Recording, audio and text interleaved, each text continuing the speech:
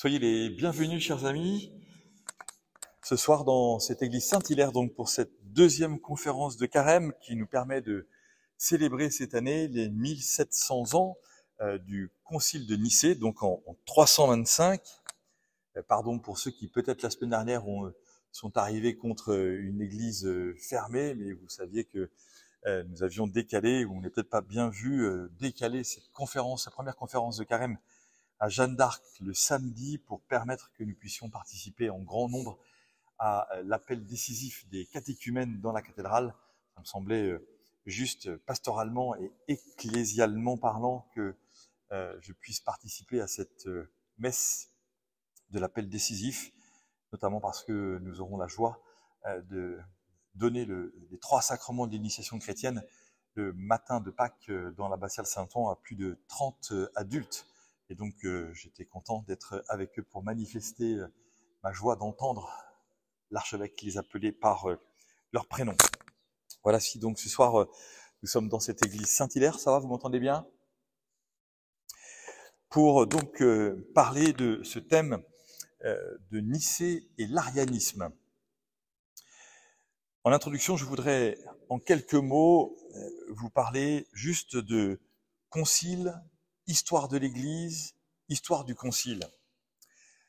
L'étude de l'histoire, nous le savons, est une pédagogie puissante pour intégrer des faits, comprendre des comportements, recevoir des écrits et des décisions, travailler sur les stratégies anciennes pour aborder le temps présent, notre propre temps, et transmettre pour les générations futures des bases solides qui leur permettront à leur tour de s'engager notamment pour le nom du Christ dans le monde et au cœur de l'Église, en fidélité à l'Évangile et à la tradition. Recevoir est un terme théologique, le principe de la réception d'un dogme ou d'un texte de l'Église est un acte spirituel et intellectuel majeur. Le principe de la réception est tout à fait essentiel dans l'histoire de l'Église, et recevoir donc l'histoire du Concile de Nicée en 2025, alors que nous sommes 1700 ans après cette réunion des évêques, essentiellement d'Orient d'ailleurs, autour de l'empereur Constantin. Cette réception de l'histoire peut nous paraître hors sol, éloignée des enjeux actuels. J'espère pouvoir prouver le contraire hier, aujourd'hui et demain. Voici ce qu'écrit le pape François dans une lettre qu'il a publiée le 21 novembre dernier, donc il y a moins de 6 mois, et qui s'appelle « Lettre sur le renouvellement de l'étude de l'histoire de l'Église ». Voici ce que dit le pape. « J'invite à la promotion d'une véritable sensibilité historique. Par cette expression, je veux non seulement indiquer une connaissance approfondie et précise des moments les plus importants des 20 siècles de christianisme qui sont derrière nous, mais aussi l'émergence d'une claire familiarité avec la dimension historique propre à l'être humain. Personne ne peut vraiment savoir qui il est et ce qu'il entend être demain sans nourrir le lien qui l'unit aux générations qui l'ont précédé. Et ce, non seulement au niveau de l'histoire de l'individu, mais aussi au niveau plus large des communautés. En effet, dit le pape, étudier et raconter l'histoire aide à maintenir allumée la flamme de la conscience collective, faute de quoi il ne reste que la mémoire personnelle de faits liés à l'intérêt personnel ou à ses émotions, sans lien réel avec la communauté humaine et ecclésiale dans laquelle nous vivons. » Fin de citation. Quels sont donc les contextes et les enjeux du Concile de Nicée, donc en 325 ? Tout d'abord, nous pouvons dire que l'Empire romain sous Constantin cherche et essaye de s'appuyer sur la nécessité d'une unité religieuse. En 313, l'édit de Milan met fin à la persécution politique contre les chrétiens. une des plus épouvantables venait de se terminer 2 ans auparavant avec la mort de l'empereur Dioclétien, qui fut donc empereur de 303 à 311. L'Église va alors, par cet édit de Milan, l'Église va se voir restituer ses propriétés, faciliter dans la construction de nouveaux lieux de culte et surtout, fondamentalement, être autorisée à célébrer sa foi comme elle l'entend. Dès lors, le nom du Christ va largement se diffuser dans tout l'Empire romain. Constantin, nous le savons, est né en 272, il mourra en 337 après avoir reçu le baptême, et la question de savoir quel baptême il a reçu se pose, enfin nous avons la connaissance, après avoir reçu donc le baptême sur son lit de mort. Cet édit de tolérance de 313, pour toutes les religions dans l'Empire, sera affiné en 380, sous l'empereur Théodose Ier, instituant le christianisme comme la religion officielle de l'Empire, avec donc l'édit de Thessalonique. Si c'est grâce à sa victoire sur le pont Milvius en 312 que Constantin décide la rédaction de l'édit de Milan, il ne sera donc baptisé que 25 ans plus tard. Nous avons donc aujourd'hui, pour parler de ce concile de Nicée, dans l'histoire de l'Église, un empereur catéchumène qui convoque un concile. Beaucoup donc d'interrogations demeurent sur un baptême aussi tardif, aux portes de la mort. Mais ce qui demeure le plus incompréhensible, c'est que Constantin, qui fit condamner Arius et l'arianisme au concile de Nicée, se fit baptiser par l'évêque arien Eusèbe dans son diocèse de Nicomédie, là où il habitait. C'est en fait cet Eusèbe qui avait baptisé les enfants de Constantin. Le choix d'un tel baptême semble plus politique que chrétien, si l'on ose ainsi poser un jugement péremptoire. Nous savons cependant que ce choix politique du baptême n'est pas unique dans l'histoire des conversions au Christ, et que c'est bien la mission de l'Église d'accompagner tous les fidèles à la juste compréhension de l'œuvre du Christ en eux. Nous n'avons pas à refuser le baptême, mais nous avons, en baptisant, l'obligation d'accompagner les néophytes sur la compréhension du Christ Jésus. Pour eux, comme pour nous, les chemins de Dieu ne sont réellement pas souvent ceux que l'Église a entrepris d'organiser pour l'évangélisation des peuples. Mais si l'Église ne le faisait pas, non seulement elle n'obéirait pas à l'injonction du Christ ressuscité d'aller par toutes les nations baptisées au nom du Père et du Fils et du Saint-Esprit, et surtout, les conversions et l'éducation des néophytes à la sainteté ne seraient pas visibles. Une fois encore, ou peut-être déjà en 337, quel paradoxe. Mais en vérité, outre que beaucoup de catéchumènes attendaient la quasi-veille de leur mort pour être baptisés afin d'être pardonnés de tous leurs péchés, Constantin agit, même dans sa foi au Christ, comme un empereur, faisant de son baptême un acte politique, confirmant l'intense difficulté théologique et la complexité humaine du césaropapisme. Autour de Constantin, nous connaissons le Palestinien Eusèbe de Césarée, 265-339, auteur de l'immense histoire ecclésiastique. Évêque, Eusèbe fut d'abord excommunié pour la promotion des thèses d'Arius, mais il se rétracta avant le concile, et ce fut donc celui qui, précisément, ouvrit ce concile par un panégyrique puissant. Néanmoins, c'est son positionnement théologique sur l'idée de la mission divine de l'empereur qui développa les grandes théories sur l'Empire chrétien. Il fut de ceux qui s'opposèrent sans cesse à Athanase d'Alexandrie, sans succès durable, malgré la décision d'exiler le patriarche égyptien Anti-Arius. Vraiment, ne cessons jamais de rendre grâce à Dieu que le Christ est déclaré « Rendez à César ce qui est à César et à Dieu ce qui est à Dieu ». Il faudra donc effectivement attendre l'édit de Thessalonique pour imposer les décisions du concile de Nicée avec l'empereur Théodose. Au milieu de tant d'autres informations et de faits historiques que l'on trouve dans les ouvrages qui se sont penchés sur ce IVe siècle, il faut noter que le fractionnement de l'Empire romain en deux par Dioclétien, donnant naissance, si l'on peut dire un peu vulgairement, à l'Orient et à l'Occident, ce fractionnement a eu des répercussions immenses que nous connaissons encore aujourd'hui au sujet de l'Église. La simple et complexe date unique de la fête de Pâques entre tous les chrétiens, la simple évocation de cette question est un écho lointain à cette division politique qui, par le servilisme de l'épiscopat arien à la cause constantinienne, a fractionné aussi l'Église.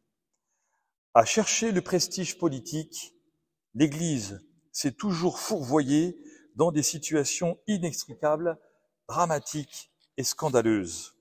Quand on sait que Constantin s'est converti par la vision de la croix sur le pont Milvius, cette vision lui disant, en latin, puisque tout le monde parle latin, in hoc signo vinces, ou bien en grec, puisque tout le monde parle grec, en tuto nika, par ce signe, tu vaincras. Par cette vision, on ne peut que confirmer que dès que l'on veut dépasser la croix dans la stratégie ecclésiale, pour des bénéfices et des droits particuliers, l'Église se trompe et trompe les fidèles à qui elle fait croire que l'État est de son côté. C'est cela, le césaropapisme. C'est de penser que l'État est du côté de l'Église et que du coup, l'État va sauver l'Église de situations dans laquelle elle se trouve grâce à l'engagement des hommes politiques, pour le faire large. Nous devons réaffirmer sans cesse, et c'est la raison de ces conférences de Carême sur ce sujet du Nicée en 325, seule la croix du Christ nous sauve. Nous allons donc nous intéresser en particulier à la crise théologique liée au prêtre Arius. Il faut cependant ne pas oublier, et vous allez voir, qu'il y a eu au moins 10 grandes hérésies au IVe siècle autour de la personne du Christ et de la Sainte Trinité. Je vous les lis.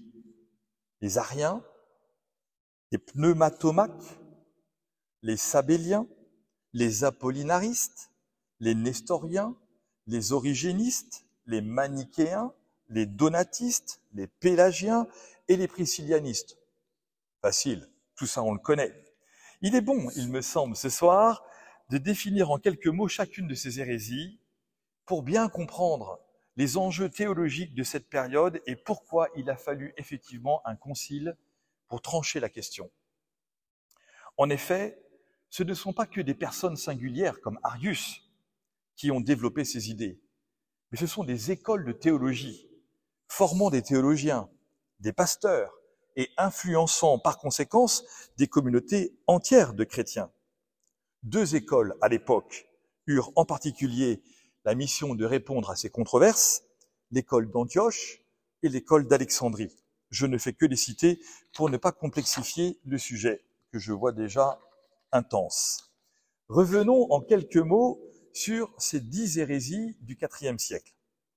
La première sur laquelle je m'intéresserai après, les Ariens.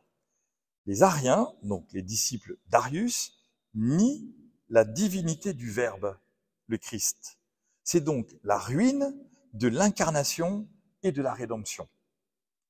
Les pneumatomaques, eux, nient la divinité du Saint-Esprit. Pneuma, c'est esprit. C'est donc là aussi la ruine de la Trinité.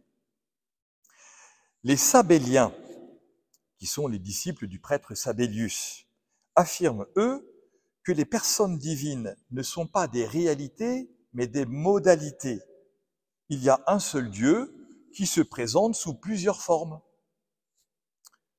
À mon avis, il y a quelques chrétiens sabéliens encore aujourd'hui. Les apollinaristes, eux, disent que le Verbe a remplacé l'âme spirituelle de Jésus, qui a donc une humanité incomplète. Le Christ, Jésus, est corps et âme, et puis Dieu lui a insufflé l'âme spirituelle, qui est le Verbe. Les nestoriens, eux, distinguent deux personnes dans le Christ en empêchant que l'on puisse parler d'homme-dieu. Nous parlons de deux natures dans la seule personne du Christ. Personne et nature ne sont pas les mêmes mots. Ce sera la grande crise du milieu du IVe siècle, du nestorianisme. Les origénistes, eux, vont défendre les idées d'Origène, qui est né bien plus tôt, à propos de l'eschatologie et le caractère temporel des peines de l'enfer. C'est donc sur la question de la fin des temps et sur la question du jugement dernier. Les manichéens, que nous connaissons bien, notamment parce que saint Augustin a fait partie de cette secte des manichéens. Les manichéens, eux, expliquent tout par la fameuse balance du bien et du mal, comme les deux principes éternels et ennemis irréductibles. Les donatistes, eux, vont affirmer que les sacrements ne sont valides qu'en fonction de la sainteté intérieure des prêtres. Or, nous savons que l'Église dit que même si le prêtre ne croit pas en ce qu'il fait, s'il fait ce que l'Église lui demande de faire, le sacrement est valide. Les pélagiens, quant à eux, vont proposer une sorte de toute-puissance de la volonté humaine dans l'ordre moral sans l'aide de Dieu. Petit aparté, pour notre temps, le pape François, depuis 12 ans, quand il dénonce les désorientations des catholiques dans le monde, dit qu'il y a deux désorientations majeures qui sont le gnosticisme et le pélagianisme. Le pape dit qu'aujourd'hui, les deux grandes hérésies des chrétiens, c'est le principe de l'ordre de la connaissance, le gnosticisme, et le pélagianisme, c'est-à-dire qu'il y a plein de chrétiens qui vivent en disant « j'ai pas besoin de la confession », par exemple. Je fais pas de péché, ou bien je fais des petits péchés, mais je me débrouille par moi tout seul, et Dieu me pardonne au ciel. Vous voyez ? Donc je fais ma religion par moi tout seul. Je n'ai pas besoin de la grâce de Dieu. Si je suis sur la terre, j'ai toutes les ressources nécessaires que Dieu m'a données, et donc une fois que Dieu m'a créé, je me débrouille. Enfin, les priscillianistes, à la fin du IVe siècle, vont notamment se développer en Espagne, et alors eux, ils vont mélanger quelques-unes de ces hérésies. Bref, vous voyez que la convocation du concile pour trancher cette question, notamment de l'arianisme, est tout à fait essentielle. Nous avons déjà évoqué le pouvoir de l'empereur sur l'Église. Face à la crise provoquée par la présentation des thèses du prêtre Arius, l'Église elle-même est divisée. Et en conséquence, l'Empire pourrait pâtir de cette désunion. C'est donc Constantin qui va convoquer ce concile en 325 à Nicée. C'est pas la première fois que Constantin convoque un concile, puisqu'il en avait notamment déjà convoqué un à Arles. Mais ce que nous voyons avec Nicée, c'est que c'est la première fois que nous allons avoir un concile œcuménique, c'est-à-dire qui va inviter tous les évêques de la terre à se rassembler à la suite de cette convocation impériale. C'est donc que Constantin sait que ces réunions sont importantes pour la vie de l'Église et en partie pour l'unité de l'Empire. La ville de Nicée est une ville proche de Nicomédie, qui est la capitale orientale de l'empereur. Nicomédie et Nicée, ce sont des villes aujourd'hui en Turquie, sur la côte de la mer de Marmara. Comme la controverse sur les thèses d'Arius concerne essentiellement les évêques d'Orient, tous les évêques étant invités, ceux-là qui viennent de l'Orient pourront plus facilement se rendre à Nicée. Il faut aussi dire que le choix de Nicée, c'est qu'il n'y a pas d'école théologique à Nicée. Et donc, on est à peu près sûr qu'il n'y aura pas d'influence de gens sur place qui pourront appuyer les projets de l'empereur, comme à Rome, ou à Alexandrie, ou à Antioche. On peut donc espérer un concile qui se déroulera dans la paix, loin des sphères intellectuelles de l'époque. Essayons de regarder quels sont les acteurs et les sujets du concile. En premier lieu, parlons d'Arius. Arius est né en Libye en 256. Il devient prêtre en 310 en Égypte, à Alexandrie. Doté d'une grande intelligence subtile, il sait mener des discussions et tenir ses idées. Il est malheureusement, disent les commentateurs de l'époque, très orgueilleux et capable de dissimulation. En 320, Alexandre d'Alexandrie, son évêque, qui est patriarche de 313 à 328, Alexandre donc le condamne pour ses théories sur le Christ et Arius va se retirer en Palestine pour un premier temps, puis ensuite, c'est sûrement là le drame, chez son ami l'évêque Eusèbe de Nicomédie, celui-là même qui baptisera l'empereur.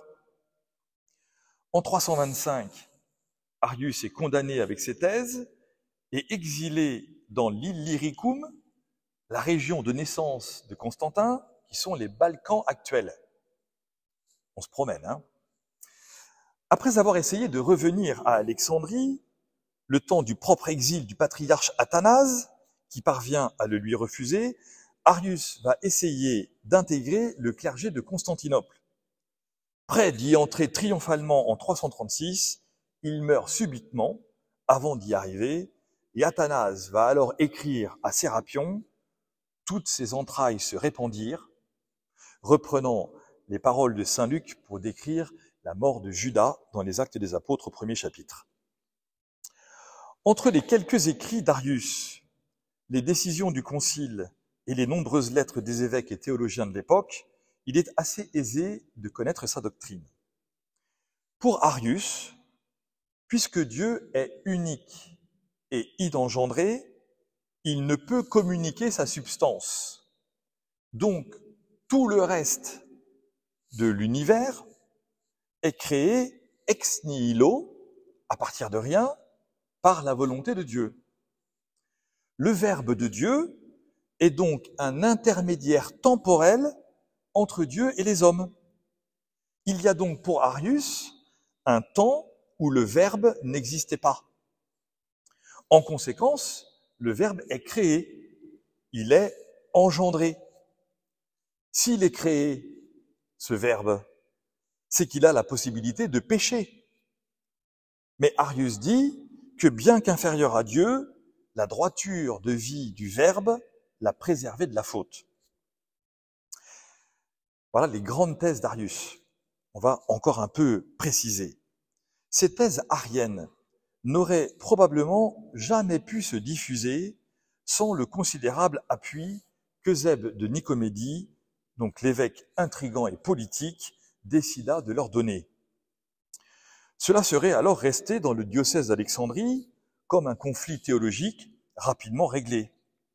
Mais entre le césaropapisme, le servilisme des évêques à la cause politique et le carriérisme, toutes les ficelles furent tirées pour troubler l'épiscopat oriental en répandant ces thèses avec finesse et habileté. Savez-vous comment cela a été fait? Eh bien, parce que Eusèbe de Nicomédie a créé des chants liturgiques, des chants qu'on chantait à l'église, et qu'il a fait donc publier massivement des chants religieux ariens qui, devenant très vite populaires par leur facilité à les apprendre, diffusèrent largement les thèses hérétiques. Aujourd'hui encore, nous comprenons que la composition de cantiques liturgiques et de poèmes chrétiens doit être contrôlée par les théologiens.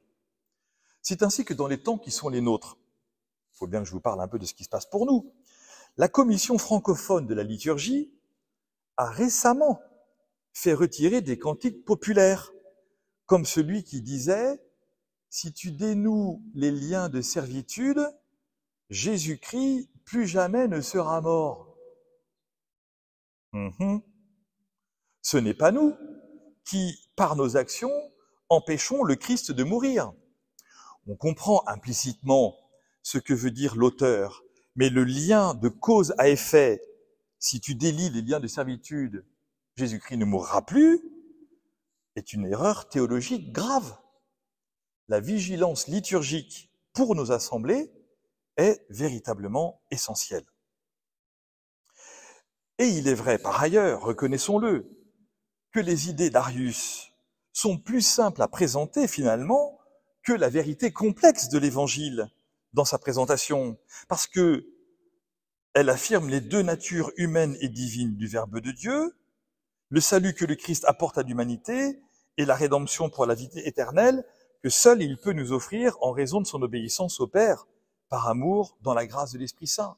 C'est plus facile de dire que Jésus est un Superman que de dire que la personne du Verbe est dotée de la nature divine et de la nature humaine et que nous professons notre foi en une personne divino-humaine.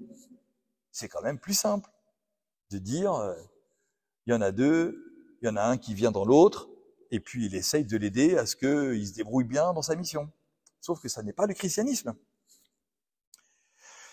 Pour répondre à ces thèses, Athanase d'Alexandrie, le successeur d'Alexandre, qui avait ordonné donc Arius, Athanase d'Alexandrie, on le connaît bien et on l'aime bien, et vous savez pourquoi? Parce que c'est un ami d'Hilaire de Poitiers. Et c'est la raison pour laquelle nous sommes ce soir dans cette église Saint-Hilaire pour ces conférences de carême. C'est parce qu'en fait, nous ne sommes pas loin de Nicée en étant ici ce soir dans cette église Saint-Hilaire. C'est que le choix du diocèse de Rouen d'appeler ici à Rouen la dernière église construite à Rouen Saint-Hilaire, c'est précisément pour nous faire, comme nous le demande le pape, sortir simplement de nos émotions culturelles et chrétiennes et nous faire entrer dans la grande histoire de l'église.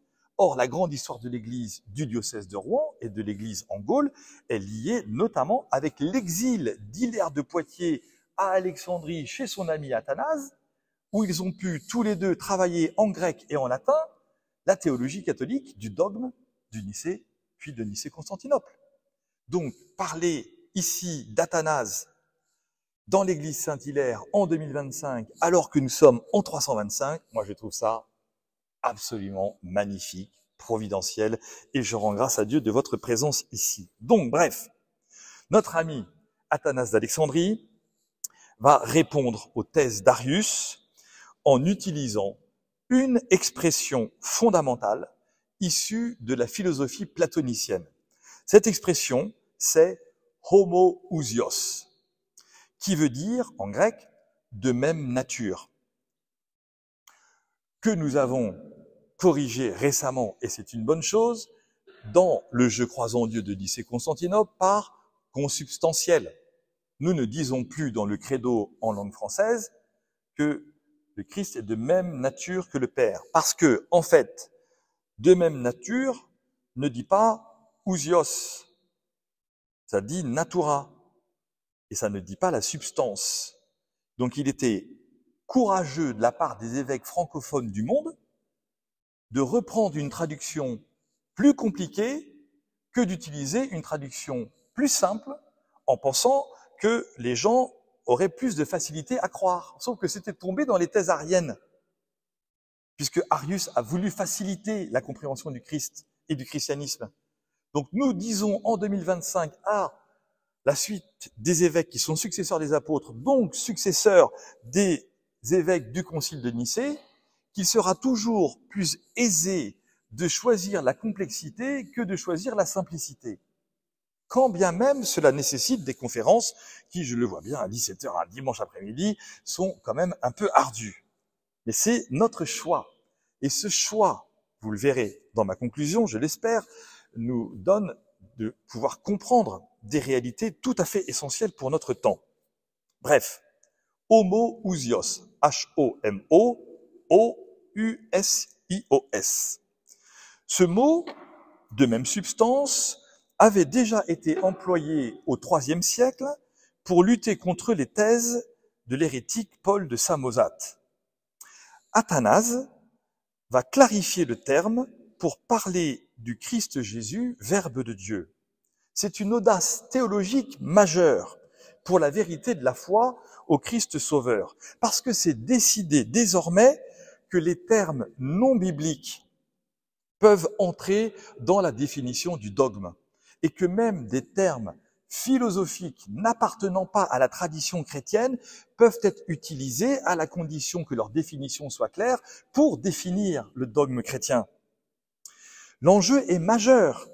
Et ici, vous allez le voir, il suffit d'une voyelle pour être catholique. Parce que dans sa thèse arienne, notre ami Arius, pour parler du Verbe de Dieu dans sa relation avec le Père, dit qu'il est homoousios.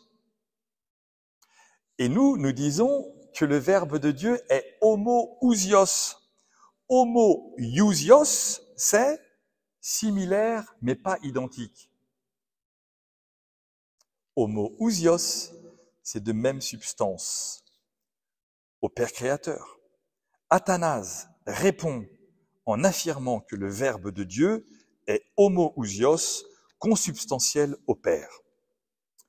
Néanmoins, si l'usage de termes non bibliques pour développer les dogmes inscrit l'Église dans une intelligence nouvelle, il ne faudrait pas aller jusqu'à opposer l'Écriture sainte et le magistère, ce que font les hérétiques aujourd'hui, en nous disant « mais ça, c'est pas dans la Bible, donc c'est pas vrai. Donc tu n'as pas le droit de parler comme ça. » Il y a des catholiques qui parlent comme ça aujourd'hui. Il y a des gens qui cherchent la vérité chrétienne et qui disent « hors de la Bible, point de vérité ». Ça n'est pas possible. D'autant que lorsque l'on étudie la Bible, les thèses, les termes catholiques du dogme sont inscrits. Regardez. Pour répondre aux erreurs d'Arius, si l'affirmation biblique du Dieu unique est présente en bien des écrits, nous avons, contrairement à ce que proclame Arius, une proclamation de Jésus comme Kyrios, Kyrie, Seigneur. Quand nous chantons Kyrie eleison, nous ne disons pas « Homme, Superman, sauve-moi ».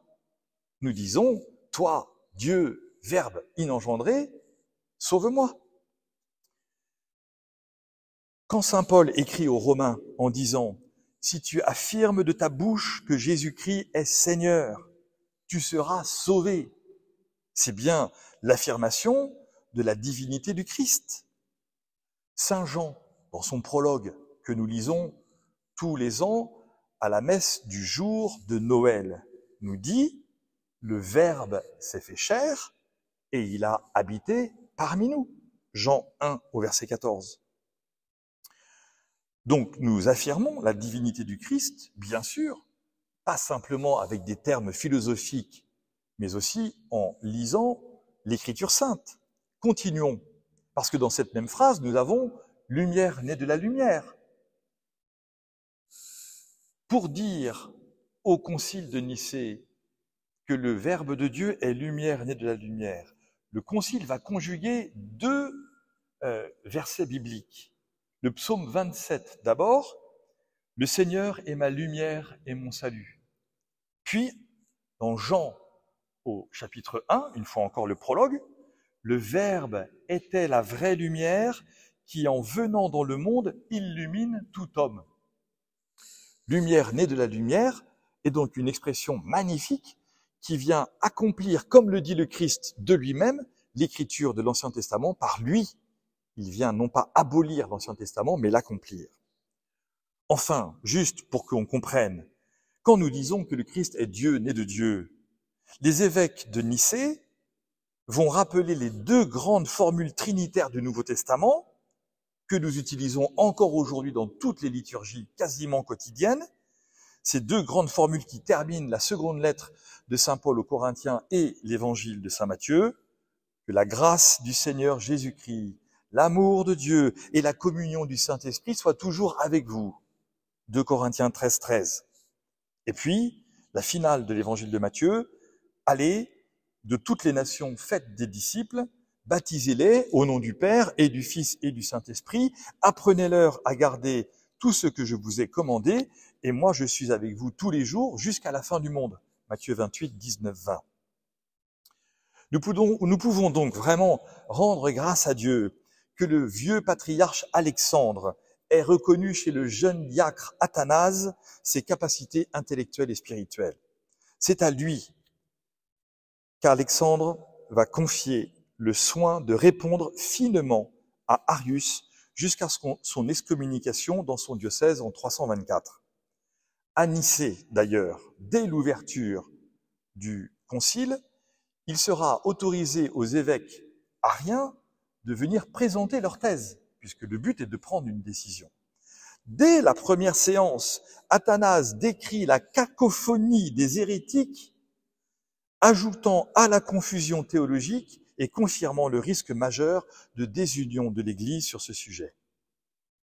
Au final donc, les pères conciliaires vont reprendre textuellement le credo de l'Église de Césarée comme base de travail pour répondre aux hérésies d'Arius en y ajoutant ce terme essentiel de homoousios. Voici ce que dit le Concile, nous connaissons.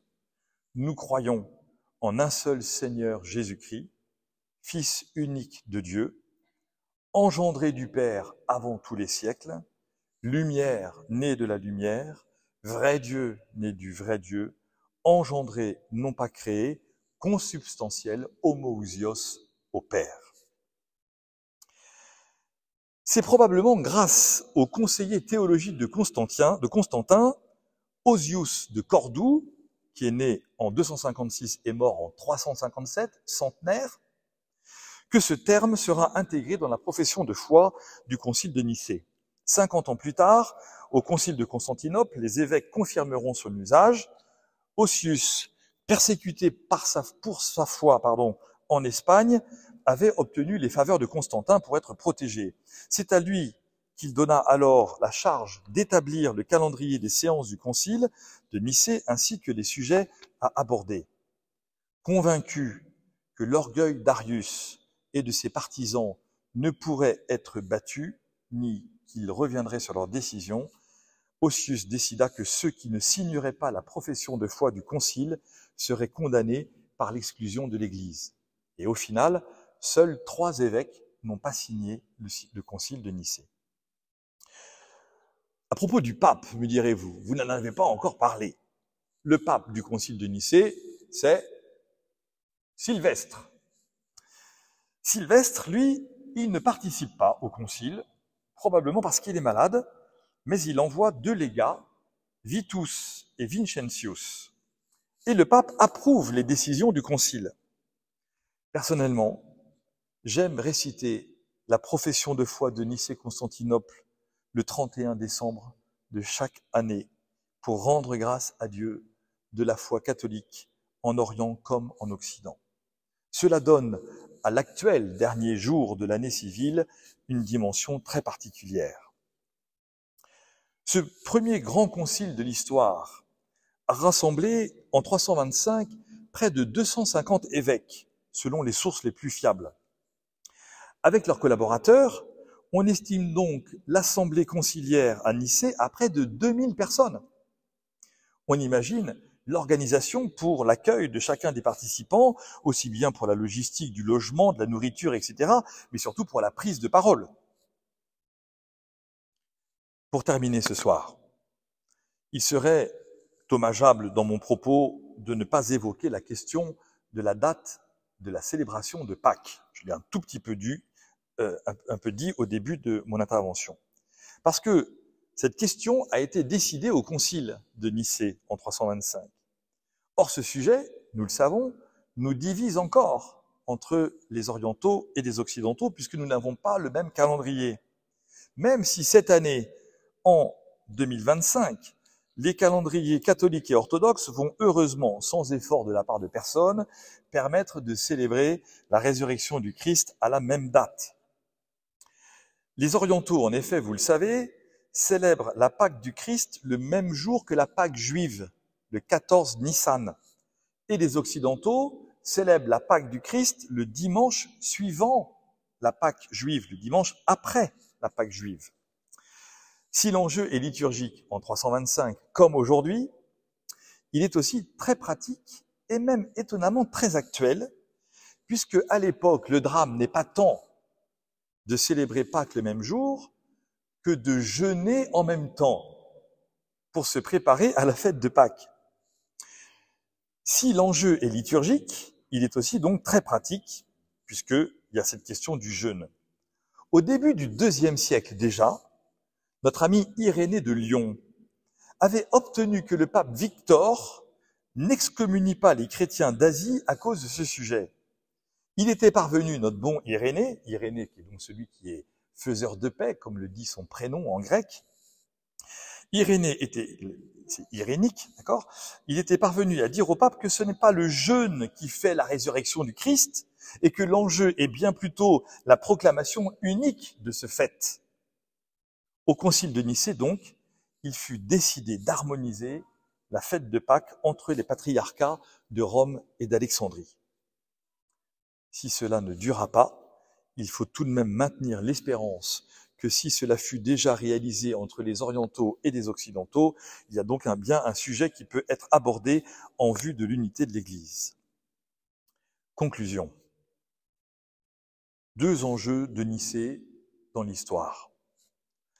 Si nous savons qu'à la fin du 5e siècle, au moment du baptême de Clovis, l'évêque Rémy lui fit comprendre que le baptême catholique le mettrait en relation étroite avec le pape, qui pourtant alors ne bénéficiait pas du soutien d'un très grand nombre de communautés chrétiennes dans le monde, et que malgré tout ce fut ce baptême que Clovis choisit de recevoir, alors il est de notre devoir de continuer de nous former sur le sens essentiel de la formule trinitaire du baptême, et donc de nous former sur ces décisions conciliaires qui, dans le premier millénaire, ont apporté bien des clarifications dans la complexité théologique à propos des mystères du Christ et de la Sainte Trinité.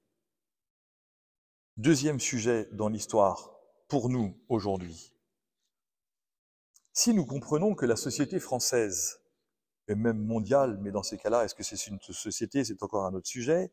Si nous comprenons que la société française est désormais marquée par une dynamique plurireligieuse, il est impérieux que les catholiques de France se forment à ces enjeux interreligieux, non pas en faisant du syncrétisme, qui troublerait les consciences, mais en travaillant les décisions conciliaires qui affirment notamment les dogmes sur la personne du Christ, consubstantiel au Père, sur sa nature divine et sa nature humaine.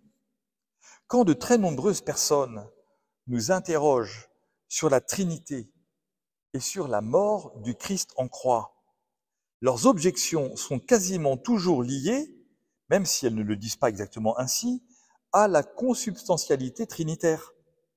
Notre réponse s'inscrit donc dans l'Écriture sainte et le magistère de l'Église. Nos contemporains, en recherche de vérité, sauront alors entendre que nous n'avons pas choisi la voie de la facilité pour présenter le Sauveur de l'humanité, mais que nous avons décidé au contraire l'usage de notre raison avec l'aide de Dieu pour proclamer Jésus, Christ et Seigneur. Merci pour votre attention.